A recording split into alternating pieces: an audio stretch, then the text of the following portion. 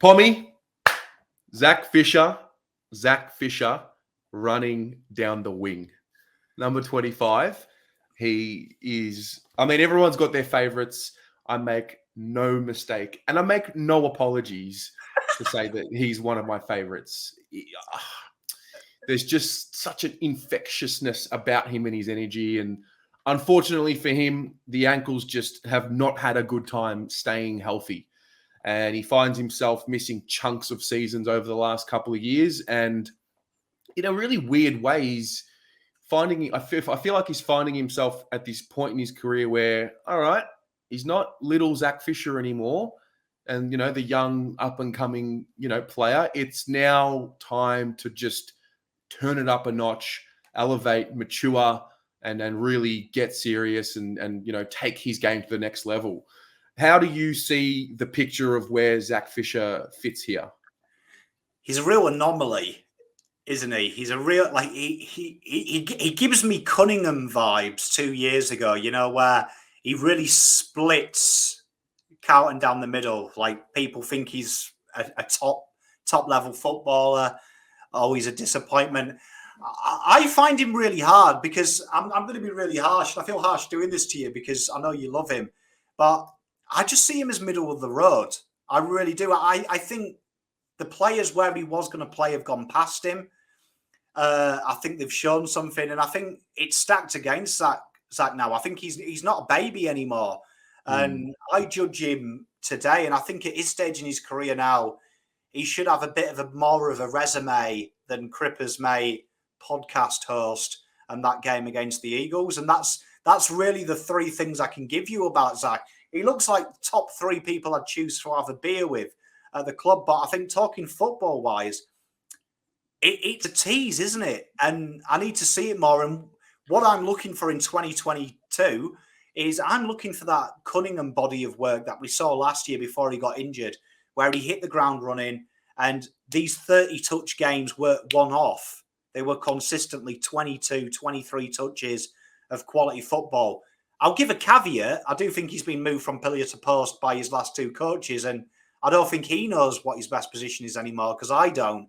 But I do think wherever that is, and Voss says to him, I need to see him own it this year. When I think about him and his attributes as a footballer, as a man, it's already been stated, infectious, good with the fans, personable, really a modern day player who really connects well with the modern audience and the modern fan.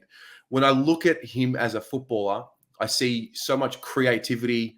I see the dexterity. And in my opinion, I know, we needed a small forward a few seasons ago, and he put his hand up and he said he'd do whatever the team needs, and great. And everyone's singing Kumbaya, and he's doing all of that. But I still genuinely believe when we're looking at this wing position and when we're looking at him, that's where I think he's best suited. Because when I look at what I'm listening and reading about Michael Voss and the way he wants to move the ball, it seems to be more of a from stoppage, handball chain out, and then away we go, rather than just long kick as the first option. And I think this is the opportunity for him to get himself back into those midfield minutes, because if you look over the last few seasons, he seems to really elevate when he's in handball chains. And the ball is almost, you've got to play off instinct. Because I think when he's playing off instinct and he's around congestion, he finds a way around it. Now, there is an argument to be made that, he's not strong enough in the contest. He gets pushed off the ball a bit, which you're probably right in saying that. And the one thing I've definitely noticed about his body, especially in the last 18 months, and especially, his upper body, is definitely filled out a lot. And I'm hoping that's got something to do with his, his ability to get back into this midfield. The idea of him in space, running towards the forward line to kick a ball into the forward line, for me, is going to be more beneficial for us than him starting in the forward line and us kicking the ball to him. Mate, I can't agree more. And I think it was Jeff O'Day, I could be wrong, it's one of our favourite older guys who comment on the show, did actually put a comment up on the Blue Abroad group about what about him on the wing. And he got panned because some people were talking about he's not tall enough. And he's 178. So he's 177, 178, 179, depending on who's measured him. If he's anything like Josh DeLuca, he didn't wear shoes, so he lost 3 centimeters. But you look at the top AFL wingers of the last 3 years, and you combine their average height, it works out at 181.2. So 2 centimeters. If you're negotiating over 2 centimeters, you're laughing, because gone is the day of the tall wingman. Nowadays, that tall wingman is deployed in the event of an emergency.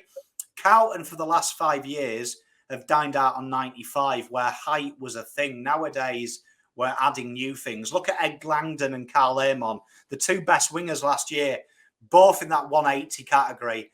And I think you've hit the nail on the head. Fisher as a winger, if he can get the engine of Langdon, which will be the biggest ask, because Langdon's got a terrific engine. I see Langdon in Fisher. He's creative, he's crafty, he reads the game well. You see Langdon do that with Melbourne a lot. He sees that hole and he attacks it. He's got a very clever, quick football brain, always wanting the ball back. I think Fisher's got the role there, and I like Fisher as a midfielder more than I do a forward. I think I saw this interview with Wayne Rooney today, and he said that his 34 goal years were when he was the most depressed as a footballer, because he hated being a forward. He hated scoring goals. He wanted to be a footballer and play with the ball and create and be expressive. I get that vibe from Zach. I don't think he's about kicking goals. I think he wants to be in it. He wants to be around the ball. I think he gets enjoyment pinging a pass to Mackay and him kicking the snag. So I love that. And I think there is probably, if we're honest, 2 wing positions available, even though we've only got 2 wingers on the list. Why can't it be Fisher? Because I do agree with you. He's worked on his body, and I could see it happen. The reality is, with him, we're talking about if X happens, then maybe he will become better. And the big X is the engine. And if he wants to get into that midfield group, I think you touched on it earlier in the video, start of his career, he's in the midfield. There's really no one else pushing him out. Now it's really about, well, you've got to get Kennedy out of there. You've got to get Setterfield out of there. He's in that lower rung of that group.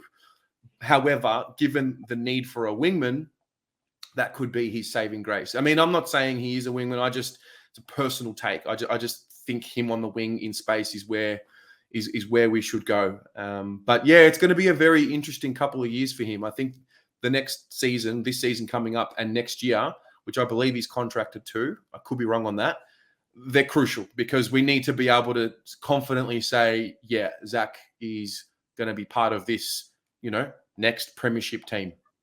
I think if we're at the end of the year and we've got the body of work of what we've got now, I think you accept an SPS offer for him, because I think if he is at the same stage, you probably can find a 5-year younger model, and work him into a position. I hope that's not the case, though, because I do agree with you. I think when he's in space, he shows me it. Like Cunningham 2 years ago, he's got something. The problem is we're not maximising it, and I don't think he's maximising it either. So it'd be interesting to see. I think he's a list of probably 30 players at the club that now we've got the structure, supposedly. Let's see how he thrives in a proper system. And let's hope this time next year, he's one of the 22 names that we're all naming in our best 22. Yeah. Well, I wish his ankles nothing but the best of health. I think if he can get them right, we're away, and hopefully he can have an injury-free year. I think that's the key for Zach and for many of our boys. You guys at home, how do you see Zach Fisher? How do you see his best position? Is it a forward? Is it a midfielder? Is it a bit of both? Is it the David Teague special, the half forward, where we just seem to throw all our midfielders? Let us know in the comments below.